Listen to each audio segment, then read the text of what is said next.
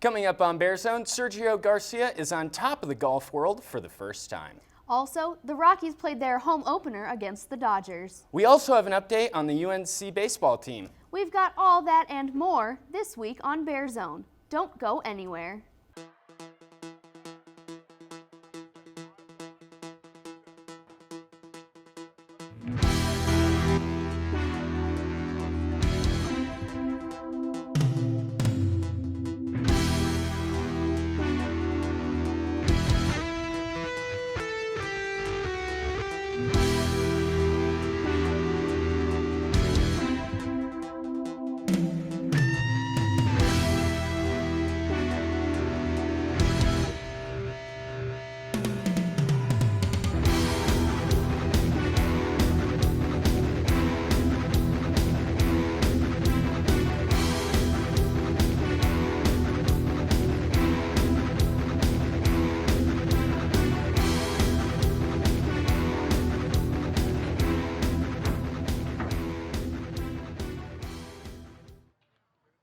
The wait is finally over. After 74 major starts, Sergio Garcia earned his first win, and it came with a green jacket. Much like American golfers look up to the late Arnold Palmer, European golfers grew up watching Seve Ballesteros. Garcia is no different. On what would have been Ballesteros' 60th birthday, Garcia battled Justin Rose in a one-hole playoff for the coveted Masters victory. Tied at 9 under par after 72 holes of golf, Rose and Garcia headed to the 18th hole for one more drive. Rose's ball ricocheted off some trees, finding a spot among the pine cones, and his pitch didn't find the green either. Garcia's pitch landed a mere 12 feet from the hole. Rose tapped in for bogey and then gave stage for Garcia. He walked to the green to thunderous applause, and after tapping in for birdie, sank to his knees. His long-awaited moment made Garcia the fifth Spaniard to win a green jacket. Garcia has an exemption on the PGA Tour for the next 5 seasons and will hold on to the green jacket until he passes it down to next year's champion. 20th and Blake returned to a sea of purple when the Rockies made their hometown debut last Friday. And it wasn't a bad debut either. A sellout crowd of 46,169 saw a little bit of history made. For the first time since 1966, a Major League pitcher made his debut at his team's home opener in the city in which he was born, 23-year-old Kyle Freeland, who grew up just 25 minutes from Coors Field. Freeland kept the Dodgers' bats quiet, holding them to 1 run and 4 hits in his 6 innings Friday. Dustin Garneau's leadoff home run in the 5th sealed the Rockies' 2-1 victory. After the excitement of the hometown hero dwindled, the Rockies had to get ready for Dodgers ace Clayton Kershaw on Saturday night. And get ready they did. Nolan Arenado knocked one out of the park in the first inning to get the Rockies on the board. Then in the 6th, for the first time in Kershaw's career, Mark Reynolds and Gerardo Parra hit back-to-back home runs. The 3 home runs lifted the Rockies to a 4-2 victory and sealed the series win over the Dodgers. Sunday's series finale saw Charlie Blackmon's first home run of the season, but it wasn't enough to give Colorado the win. Between the crazy wind and some brutal diving attempts, the Rockies fell to the Dodgers 10-6. Through the first 2 series of the 2017 season, the Rockies sit in second in the National League West with a record of 5-2. You can catch the Rockies on College Night Friday, April 21st when they face the San Francisco Giants. After being swept at Grand Canyon, the UNC baseball team looked for revenge against WAC foe Seattle. In Game 1 Friday afternoon, the Bears hibernated for the first 4 innings of the game. Then innings 5 through 8 were a whole different story. The Bears scored all 12 of their runs in those 4 innings, but it wasn't enough as Seattle won 14-12. On to Game 2 Saturday, where the Bears and the Red Hawks played another high-scoring game. This time, UNC came out on top 11-10. Third baseman Matt Burkhart showed MVP numbers with 3 hits, 3 runs, and 2 RBIs. Finally, to a winner-take-all Game 3 on Sunday, the Bears couldn't overcome an early deficit as they fell 10-1. Tyler Yamaguchi supplied the only run for the Bears with a sacrifice fly to center. With the series loss, the Bears fell to a game under 500 in conference play and 5 games below 500 overall. The Bears are at home this weekend when the Metro State Roadrunners visit Greeley for a 3-game series. After a month away from home, the Bears softball team got a warm welcome. And I don't just mean the weather. Weber State traveled to Greeley over the weekend for a 3-game Big Sky matchup. In Game 1, Lauren Page hit an RBI single to left center to get things started in the first, and the Bears held the 1-0 lead through 5 innings. A fielder's choice RBI and an RBI single put the Wildcats on top 2-1 in the 6th, and an RBI double extended the lead to 3-1. But the Bears wouldn't go down without a fight. Jordan Wyattrack knocked a 2-run homer to center field, tying the game and sending it to extra innings. The extra innings were short-lived after Kelly Kleiss hit a double to left center, giving the Bears the 4-3 victory.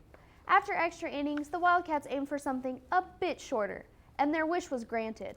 Weber State was explosive on offense, and the defense kept the Bears from crossing the plate. The 5th inning was as far as Game 2 went, with the Wildcats walking away with the 8-0 win. Lauren Page got things started once again in Game 3 with a 3-run homer in the 1st inning. Then Emily Holt's RBI single advanced the lead to 4-0 in the 2nd. In the 6th, another knockout of the park, this time by Rachel Johnson, extended the lead to 5-2. And Erica Dick finished things off with an RBI double, sealing the Bears' 6-2 victory. The series win over Weber State is the Bears' first in the Big Sky, and the 2 wins advance their conference record to 4-5. Missoula, Montana is next on the Bears' itinerary for a battle with the Grizzlies this weekend. We'll have full highlights next week. The UNC men's tennis team found success over the weekend, picking up its first win in 9 matches. Friday morning, UNC battled Metro State in a battle of Colorado schools. The Bears picked up the doubles point, winning 2 of 3 matches. Following that, the Bears won 4 of 6 singles matches. One singles Connor Finnerty defeated Josh Great 6-1, 7-6 to lead the charge. The 5-2 overall win gave the Bears a much-needed win heading down the stretch. Coming up, what does the student body think about fans making their own call? Find out after the break. Hey, I'm Anderson Cooper. As a parent, you want to make sure that your child knows how to deal with bullying when they see it happening. And chances are they want to help, but they don't really know how. Teach them that the best thing to do is calmly walk away, find a teacher or other adult, and speak up. And do your part. Be that adult they can talk to and trust will listen. Join me to help stop bullying. Go to stopbullying.gov to find out more. You sure you don't want some? It's chamomile. Listen, you are extremely terrifying. Just the scariest undead subhuman thing on TV, and I really mean that. But I am worried that you could give my kids nightmares if they see you, so I'm gonna have to block you. So that's it.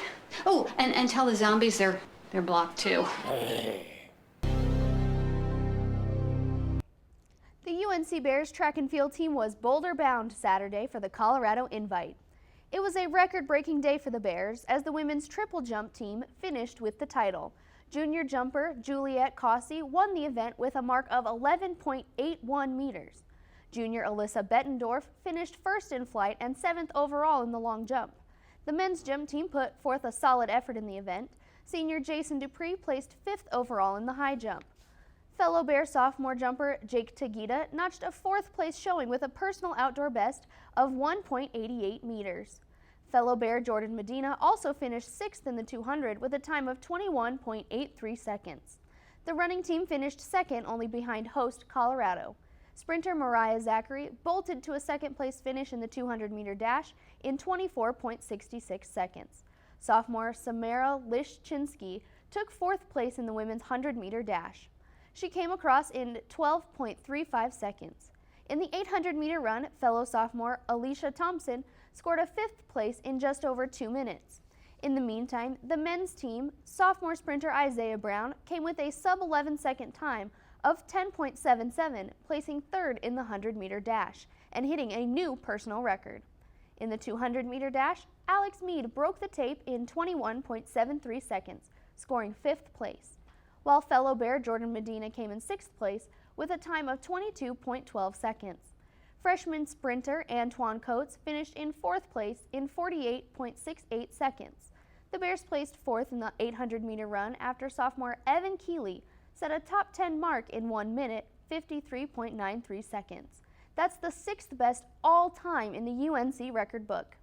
Next, the Bears travel to Eugene, Oregon to compete in the coveted Oregon Relays over the weekend. Viva Las Raiders. Yes, you heard it right. The Oakland Raiders are on the move again, this time to Las Vegas. The move became final after a 31-1 vote at the NFL owners meeting March 27th. The third relocation for the team since it became a franchise in 1960. The other came in 1982 when the Bears moved to Los Angeles for 12 years. But before you book your flight to the Sin City, you might want to wait a couple years. The team plays 2 more seasons at the Oakland Coliseum before making the move. So, starting in 2019, the Denver Broncos face Derek Carr and the Raiders in Vegas. The NHL playoffs started last night with 5 games on the slate. In the first game, the Rangers defeated the Canadiens 2-0 behind the 31 saves from Heinrich Lundqvist. The second game matched the Senators and Bruins in Ottawa. Boston notched 2 goals in the third period, winning 2-1. In Game 3, the Penguins blasted the Blue Jackets with 3 second-period goals, winning 3-1.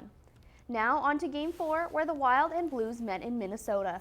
The game headed into overtime, where a Joel Edmondson goal gave the Blues a 2-1 win. Finally, the Sharks and Oilers met in Edmonton for Game 5. This game also went into another overtime, with the Sharks winning 3-2 thanks to a goal by Melker Karlsson. The remaining 3 matchups of the first round commenced tonight, with the Maple Leafs and Capitals starting at 5 p.m. Mountain Time. Formula One is alive again after an incredibly boring start of the season. The Chinese Grand Prix took the spectacle back to the track. As Bear News reporter Miguel Lopez tells us, this time the former world champion Lewis Hamilton took the win, and for the first time this season, we could see Red Bull in the podium. The Chinese Grand Prix brought a lot of epic moments. The spectacle started right when the red light went out. The track was wet, but Max Verstappen stand out with an impressive start.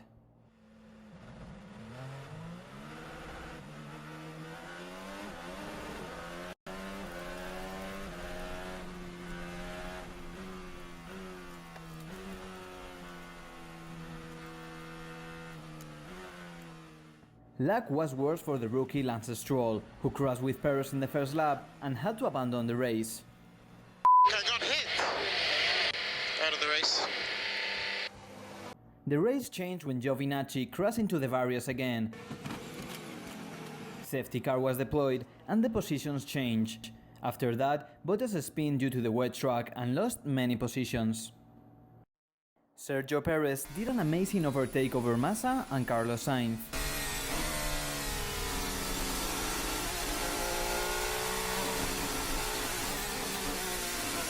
But the real battle was at front, where things were going tight between Lewis Hamilton, the Ferraris and the Red Bulls, who want to join the party for the podium. Sebastian Vettel did an amazing overtake to Daniel Ricciardo and later to Max Verstappen. After this race, Lewis Hamilton and Sebastian Vettel are tied with 43 points, followed by Verstappen with 25. Reporting from Greeley, Colorado, I'm Miguel Lopez, BearZone. The next race is the exotic Bahrain Grand Prix this Sunday. Stay tuned and we'll bring you all the results. Fans have an important role in sports, but should refereeing be one of them? The first LPGA major is the ANA Inspiration in California at the beginning of April. During the final round of this year's tournament, a rules official approached 22-year-old Lexi Thompson on her way to the 13th tee. Officials informed Thompson that she was being assessed a 4-stroke penalty after improperly placing her ball on the 17th green in the previous round. Thompson's 3-stroke lead disappeared, leading to a playoff versus So-Yeon Ryu. Ryu ended up winning the playoff, leading to the question, why was the penalty delayed by nearly an entire round? Well, a viewer's email notified officials of Thompson's mistake, and after careful review, officials decided to pursue the penalty. Reactions from around the sports world erupted. Tiger Woods, who was given a 2-stroke penalty in a similar circumstance in 2013, took to Twitter writing, "Viewers at home should not be officials wearing stripes. Let's go at Lexi, win this thing anyway." College football commentator Joel Klatt tweeted, "That was heartbreaking for Lexi Thompson. I'm at a loss for the stupidity of golf protocol. Random couch dweller can email in, #absurd." While most responders didn't disagree with the penalty, they condemned the LPGA for allowing a television viewer to weigh in. Reactions have poured in since the incident, so BearZone reporter Megan Potashik headed to the UC to find out how UNC students feel. Fans aren't refs. Should they be allowed to call in when they see a blown call? Should fans be able to call in? I think they should. I mean, if they saw something that the ref didn't see, ultimately it's up to the refs to decide, but, you know, refs don't always see everything. In some cases, they'll catch things that the refs don't. So, yeah, why not? Yes. Because initially the mistake that happened was the athletes, and so the fan didn't do anything wrong, they just pointed it out. And although the time where they pointed out was like kind of not inappropriate but just delayed, I don't think the fan did anything wrong. I really don't think so, because a majority of officials actually have a legal degree, and a majority of those people know the rules better than those fans, so it would just cause more problems for the people running the organization as a whole than just to help them out. Yes. I don't think so. I think it's the referee's call, and it's their game. Fans need to stay out of it. Let the refs make all the calls. You know, I used to work as a ref, and let me tell you, one of the worst things is just being yelled at and being told that you're no good for anything just by fans. So I don't think they should be called.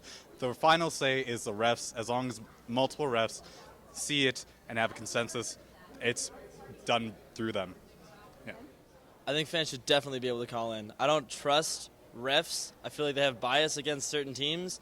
And if we have a stadium of fans, that's better than like 3 refs. I don't think so. I just think it will delay the game even further than what there already is. There are already replays, there are already officials trained to do it. I mean, let them just do their job and let the game go on.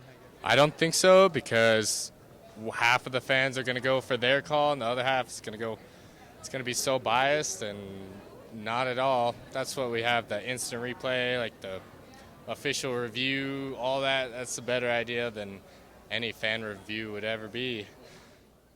Reporting from the University Center, I'm Megan Matachik, BearZone. Thanks, Megan. There seem to be some mixed feelings on the subject. And that is our show for tonight. Be sure to stay up to date on our Facebook, Twitter, Instagram, and YouTube, Bear News 98. Make sure to like us and to join us every week for BearZone. All sports, all the time, for UNC Athletics. Good night.